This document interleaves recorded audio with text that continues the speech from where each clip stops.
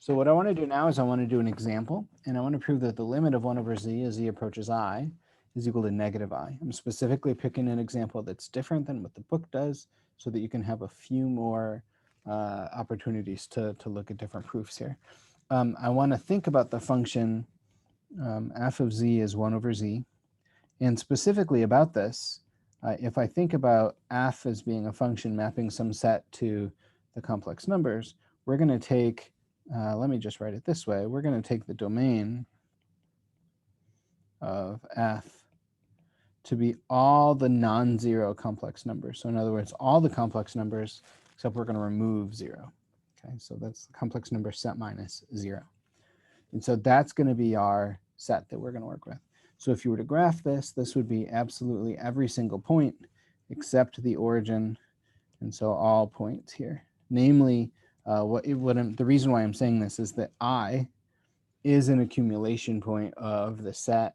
No matter what open disk you have centered at I, it'll contain other points in this set, so everything's fine. So that's an accumulation point. And so notice that there's a point at the origin here, and in fact this is the only point that's not in the domain of the function, but there's a point that's distance 1 away, and that distance 1 away will be relevant for us in just a second. So here's the way that this will work. Let epsilon be given.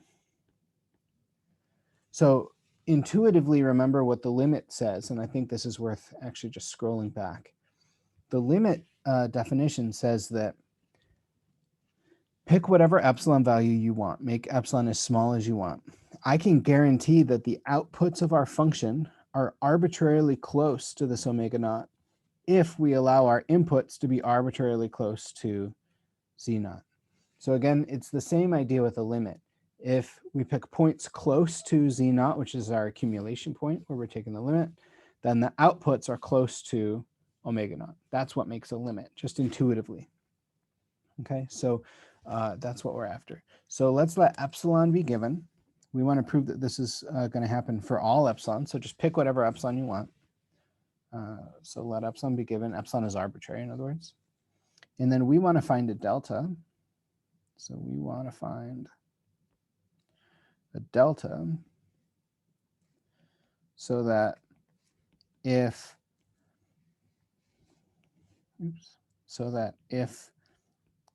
z minus our accumulation point I is less than delta, then f of z minus the limit, so minus a negative I, in other words, plus I, is less than epsilon.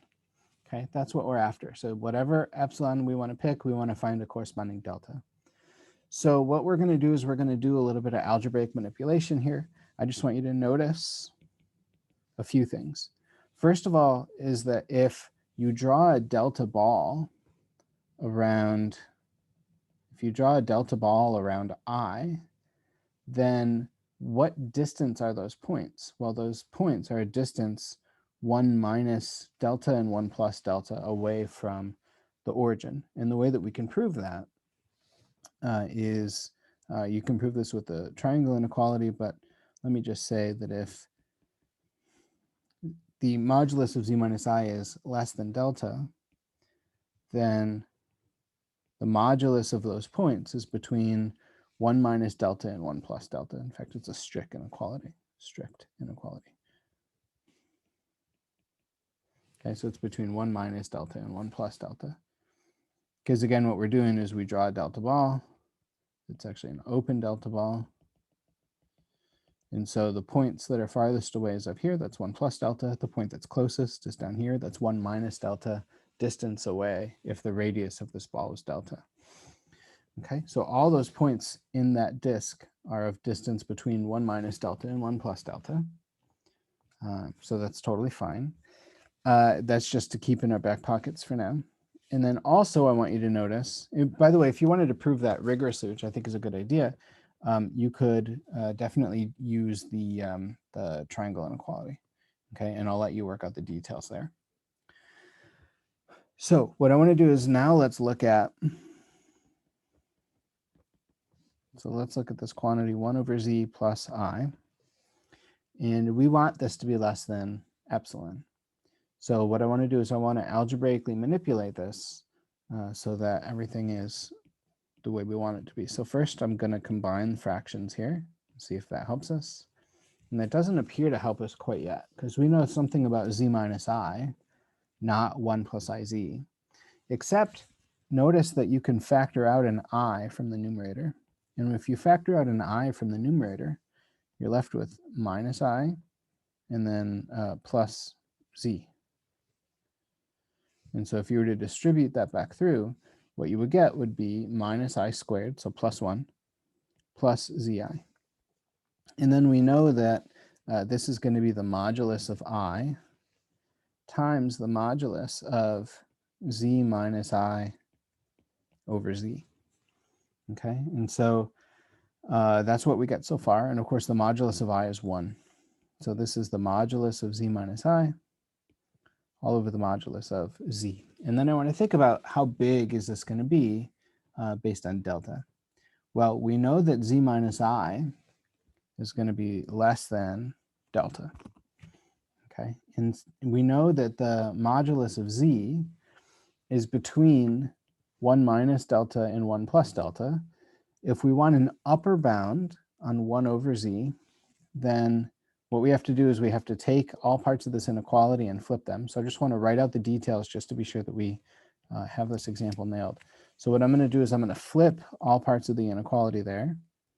And then that reverses the order of our two inequalities here. So this is less than 1 over 1 minus delta, and the 1 over modulus of z is greater than 1 over 1 plus delta.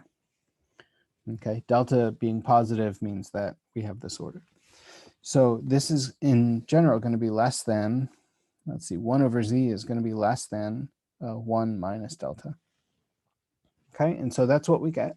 And so what we want is we want delta over 1 minus delta to be less than or equal to epsilon, because if that's the case, then we win, because we would have f of z minus omega naught is less than epsilon. Okay, so we want delta over 1 minus delta to be less than or equal to epsilon. Notice, by the way, and this is, again, a subtle point, it's not an important one, but a subtle one, is that I'm allowed to have an less than or equal to sign here, because if this is equal to epsilon, then this is epsilon, and then we have that f of z minus omega naught is less than epsilon. So I'm allowed to go up to and include epsilon in this inequality. And if we solve for delta in this inequality, notice, by the way, that since the way that we've written this, we need delta to be less than 1. So if we want, we can explicitly write that in the proof, but we don't really need to, and I'll show you why in a second. So what we can do then is we can solve this for delta. So I'm just going to multiply both sides by 1 minus delta. We know delta's less than 1, so we don't really have to worry too much about that. So this is going to be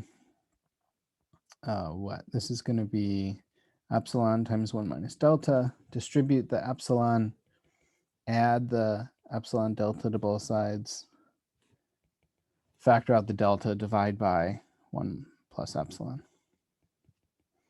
Okay, and so it turns out that any value of delta less than or equal to epsilon over 1 plus epsilon will work.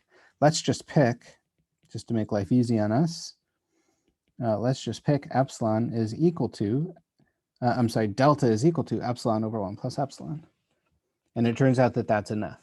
Okay, so we're going to pick that delta is equal to epsilon over 1 plus epsilon. And now that we've done all this work, let's check that the proof goes through like we want. So remember that epsilon was already chosen. What we're going to do is we're going to assume that z minus our point that we're plugging into the limit, which was I, is less than delta, where delta was epsilon over 1 plus epsilon. And then we know from there that if we look at 1 over z plus I, we've already done all this work. 1 over z plus I is equal to z minus I over the modulus of z. And that's going to be, if you compute what 1 minus delta is, and I'll let you worry about this and fill in all the details. You should, though. It turns out that this will be less than epsilon. Okay, so here's our delta, and here's our epsilon. And no matter how small you pick epsilon, this is going to be a positive number. It's going to be less than 1. It's very easy to see that this is less than 1 because epsilon over 1 plus epsilon is equal to, if you just add 1 and subtract 1, you get 1 minus 1 over 1 plus epsilon. So that's always going to be less than 1. So that's why we don't have to specify anything else about delta. And everything works out perfectly nice. Okay, so here's our first proof and so what we just showed, I think that's also worth just writing down. So what we just showed is that the limit of 1 over z as z approaches I is equal to minus I.